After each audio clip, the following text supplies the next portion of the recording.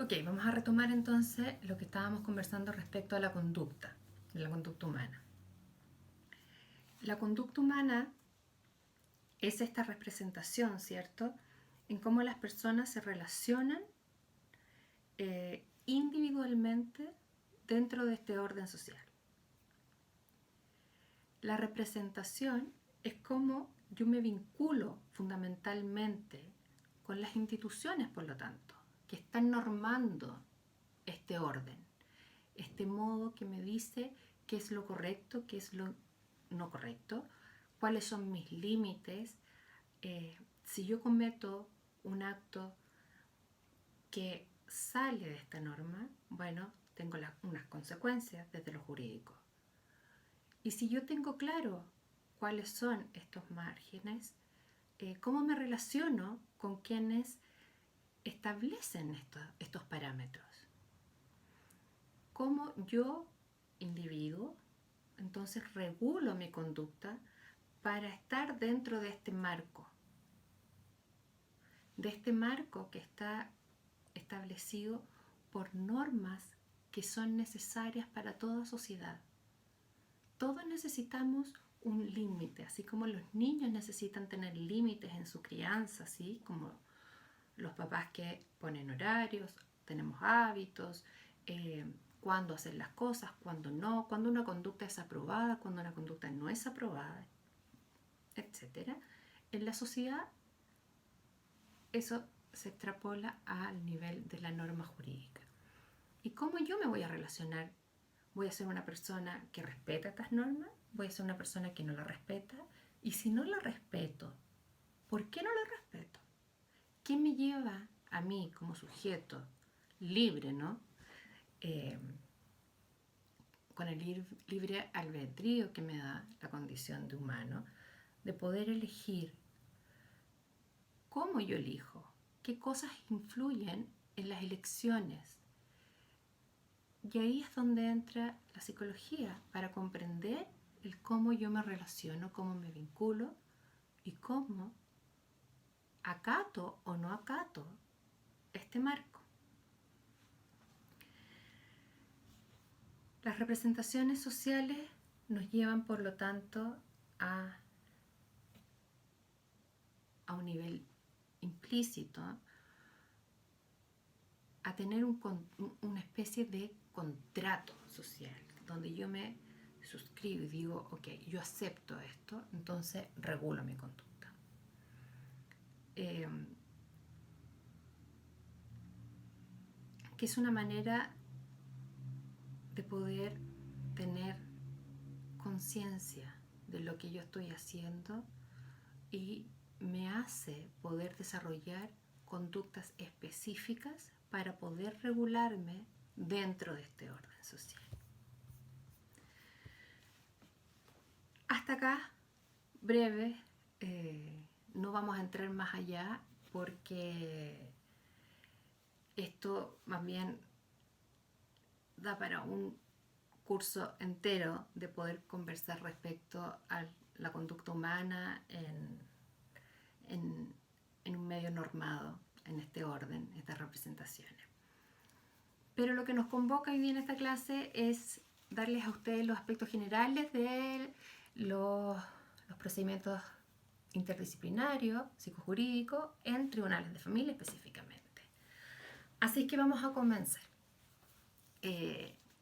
Primero que todo, quiero darles a entender que la psicología jurídica, si bien es un área de especialización de la disciplina, muchos confunden lo que es psicología jurídica con la psicología forense. ¿Por qué? Porque van de la mano, ¿sí? Van de la mano. Pero no son lo mismo. La psicología jurídica habla de un aspecto de valoración psicológica del contexto jurídico. ¿De acuerdo? Por lo tanto, sus objetivos apuntan a conocer, por ejemplo, la evolución de las leyes, del origen del derecho, de tener principios epistemológicos relacionados a la filosofía del derecho, a la sociología, a la antropología. Es aquella parte de la psicología que nos permite comprender este comportamiento humano en este contexto normado desde lo teórico. Y desde ahí tenemos innumerables estudios y un gran desarrollo desde la psicología científica que nos han ido permitiendo conocer cómo es que la psicología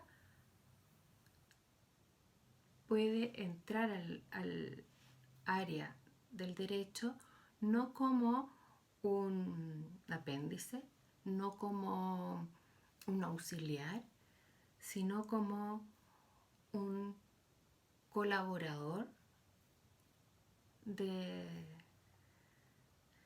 la labor que ejercen las leyes en nuestra sociedad y de cómo generar una labor en conjunto que nos permita poder comprender al ser humano en este contexto.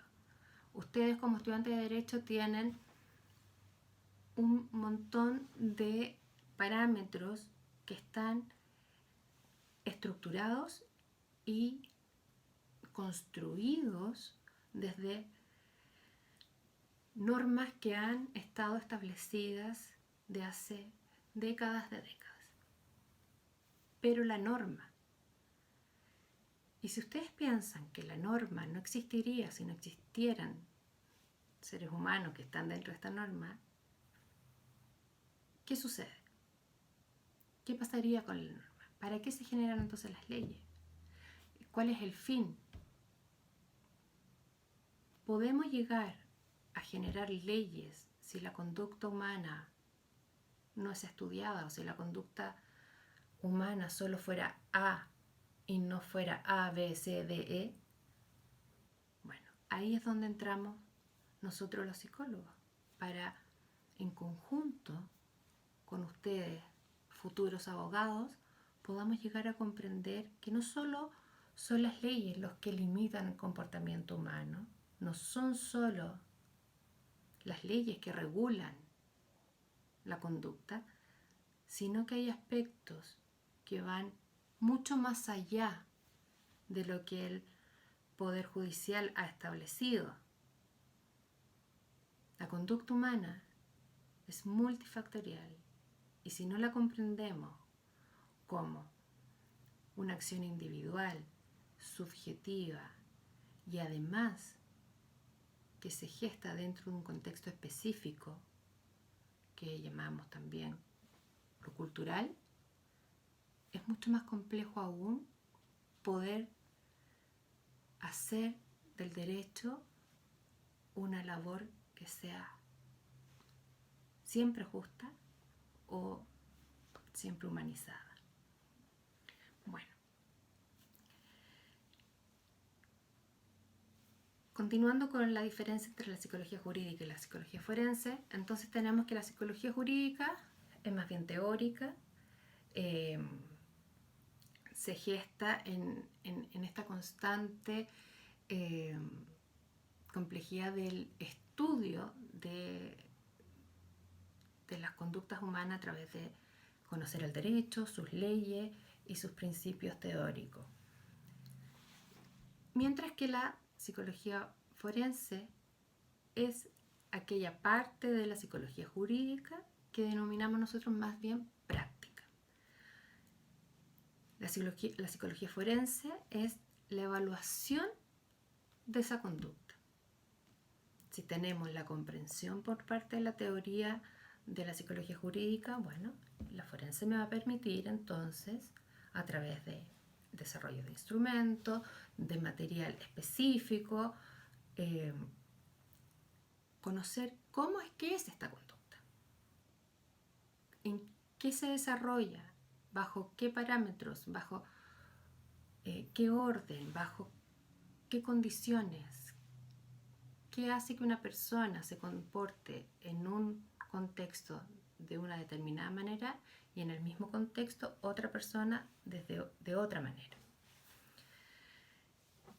Por lo tanto, la psicología jurídica es aplicada al individuo, ¿sí? Al individuo, es una práctica judicial y ahí están las evaluaciones, las pericias, las entrevistas y la manera también de conocer esta conducta, a diferencia de lo que es la psicología clínica, va a generar que se realice bajo condiciones metodológicas específicas.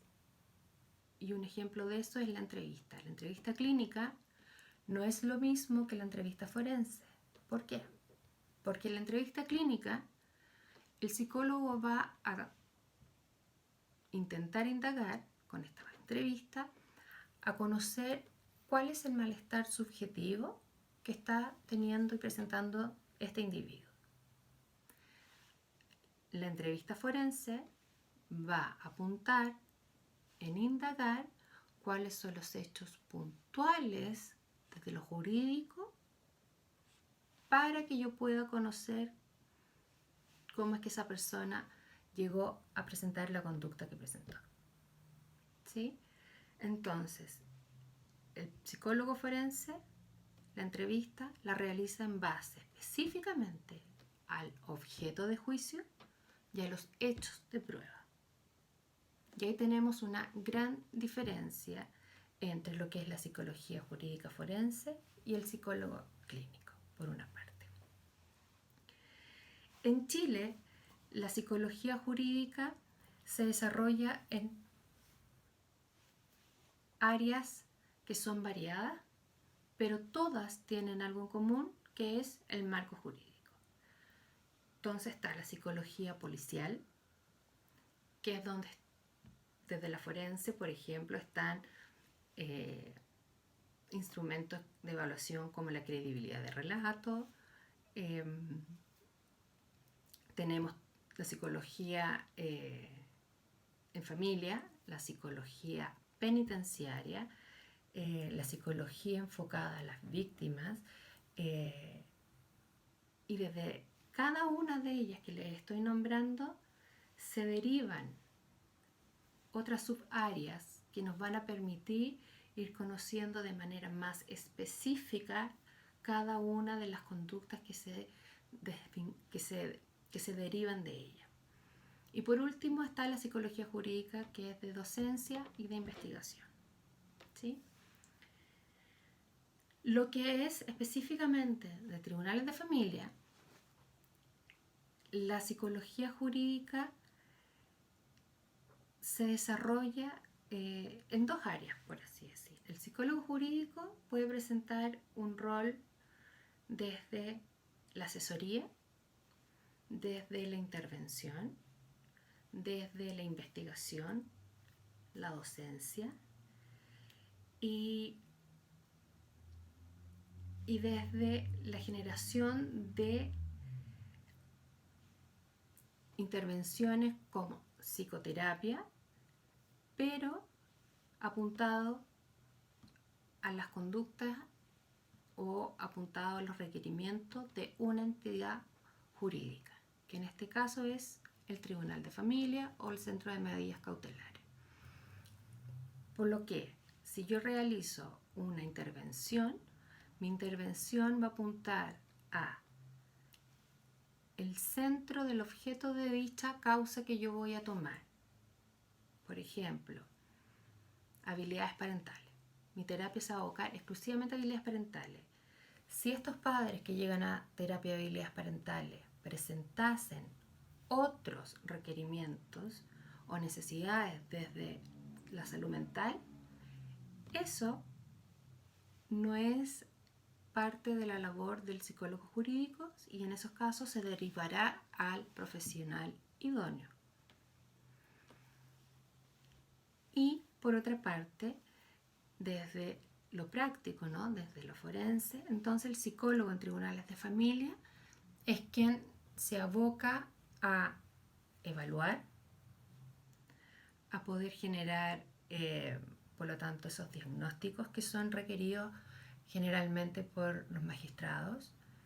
El psicólogo forense se va a desarrollar en tribunales bajo el rol de perito. Y ahí vamos a entrar a lo que son los peritos y los peritajes como procedimiento específico en tribunales de familia. Espero que les haya quedado un poco más claro y nos vemos en esta próxima cápsula hablando específicamente de la función del perito y las acciones que realizan en el tribunal.